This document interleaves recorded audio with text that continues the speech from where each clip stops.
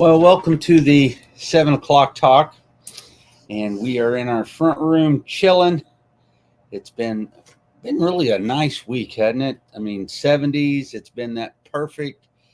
We've had the convertible out, rode the motorcycle once. It's been beautiful.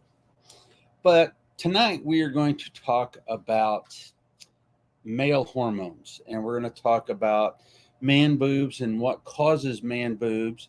We're going to talk about erectile dysfunction, and we will talk about depression.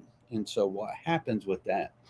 And as we do this, we're going to look at a young man's GI map, or sorry, not GI map, his Dutch.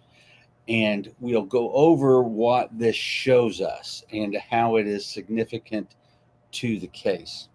So I'm Dr. Trevor Miller, and I've been a chiropractor for over 30 years, and I've been in the functional medicine space since the birth of my first daughter in 1997, trying to figure out what's going on, what is mitochondrial disease, how do we help optimize this, and trying to actually just give both of them the best quality of life that I can, or we can.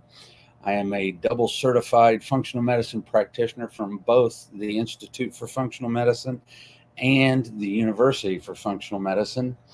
And I am a Kalish certified practitioner because the universities give you lots of tools, but they do not give you the framework. And Jessica, my lovely wife, is an RN, BSN, and she has been on the floor of the hospital for 13 years and has since removed herself from the floor. She's our patient educator, and she is a certified geriatric nurse and nurse preceptor. So you teach nurses. And a student of the A4M. Yes. And so we make up the treating portion of the I want to say institute. We make up the treating portion of Integrated Health of Indiana. You'll be working with both of us, and we offer this. We're teaching about hormones and why hormones are important. This is our third week talking about the Dutch Plus, and we do all the education. We do all the patient contact. We do all, if you're talking to anybody other than us, you're talking about billing, and we don't do that. With that being said, let's talk about man boobs. Let's talk a little bit about cell phys real quick. So your cells in your body are always listening to the environment. So they're listening to hormonal signals. They're listening to mitochondrial input with energy. And so when we're doing that, one of the big things is males and females both have estrogen and they both have testosterone. Males have more testosterone than estrogen, and females tend to have more estrogen than testosterone. So yes. I don't know if that's correct. I know when you even out the picograms. Yeah, I don't know. So hormones are measured weird. Yes. But both male and females actually need more testosterone than they do estrogen. Women just have more estrogen than men. Yes. But when we're talking about this in guys, the big thing, the important thing here is that I just got to laugh. Every time we talk about female hormones, PCOS or whatever, we have dozens of eyes. And we're talking about male hormones, nothing. And the funniest thing about that is our patient experience. Yes, 80% of our patient encounters are women. But what do the women bring along for the ride? They all have husbands, and when they start feeling well, they drag them in, and they get dragged in. And then they start optimizing themselves, and then they come in willingly, and then they want to optimize themselves. So it's just funny. Women want to feel good, and then they want their men to feel good too. So once the women feel better, and the funniest thing is it's all about sex. But so somebody just missed the first part of that. You'll have to go back and watch the beginning. Anyway, so when we talk about the cells are very sensitive, and different types of cells are sensitive to different hormones and everything else. Breast tissue in men and women alike is very sensitive to estrogen. So if you are an estrogen dominant male, then you will have breasts. And we have patients who have had to have breast reductions, and then we're going in and we're balancing everything out. That looked like it made you think of something. No, I was just going to say that if you've ever been told you have gynecomastia, that's where men grow breasts. Man boobs. And some men can exercise that away, and a lot of them cannot. And so if they cannot and they can't live with them, they reduce them. So we're going to go in here and we're going to start to look at the first page. You guys are all pretty familiar with the first page if you've watched the other ones. So we had an interesting discussion with somebody on Facebook talking about the made up malady called adrenal fatigue. So we'll use what the medical field calls adrenal fatigue. The medical field calls it HPA axis dysfunction. They also don't call it leaky gut. They call it intestinal hyperpermeability. They still have them. They just call them something different. But when we look at this cortisol, this young man came into us. He was tired. He was moody. He had, I said tired, so no energy. He's gaining weight, lack of desire. What else? Joint pain. Oh yeah. Yep. Brain fog. But really he was getting a lot of anxiety because he just didn't feel well. Yep. And so when we're seeing this, look at how low the cortisol goes. And then it shoots up in 30 minutes like it's supposed to. And then it comes back down. So he actually has a really good pattern. But if we go to the cortisol page and we start to look at this, all of his cortisol basically is all low. His total cortisol is at the low end of the range. So when we see that and we're looking at this, the thing you have to start to think about is your body has to have cortisol. It's what wakes you up. It's what gives you energy. It's what, if you're startled, will give you a shot or a boost of energy. You have to have cortisol. So what we start to see in this young man is what we call the pregnenolone steal. And when we see the pregnenolone steal, what happens is the body takes the mother hormone, pregnenolone, and because you have to have carnivores unite, because you have to have pregnenolone or you have to have cortisol, the body will automatically start to shunt this to make more cortisol. So it'll steal it, so you can't make your DHEAS. So you will be worried. You're going to be aromatizing stuff. His testosterone is on the low end. His DHEAS is on the low end.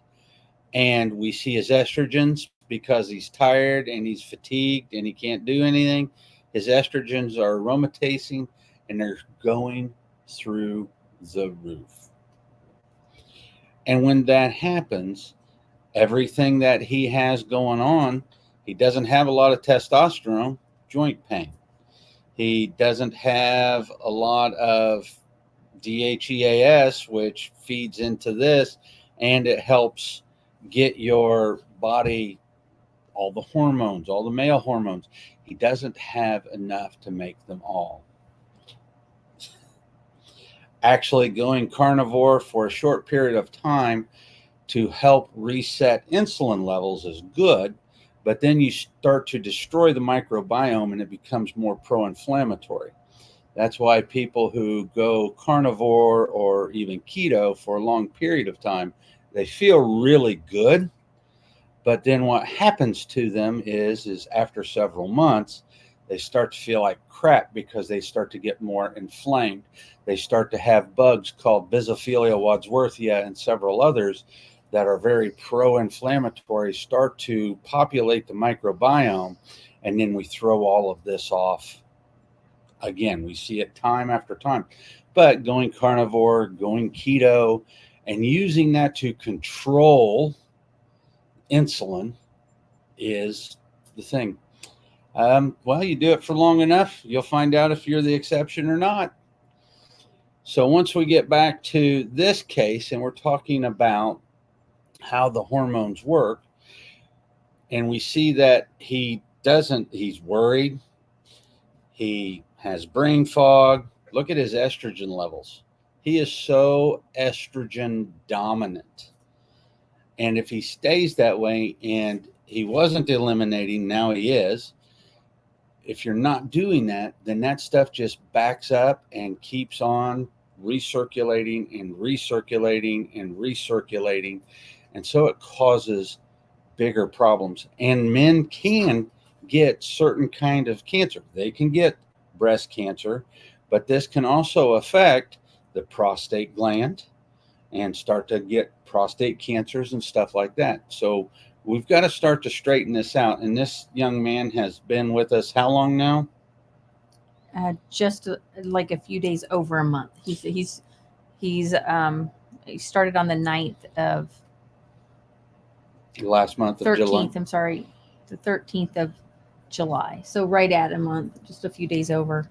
So what ends up happening with him is he came in with 100 and some odd medical symptom questionnaire points, and now he's down to, I think, what was it? 72. He's also lost 20 pounds.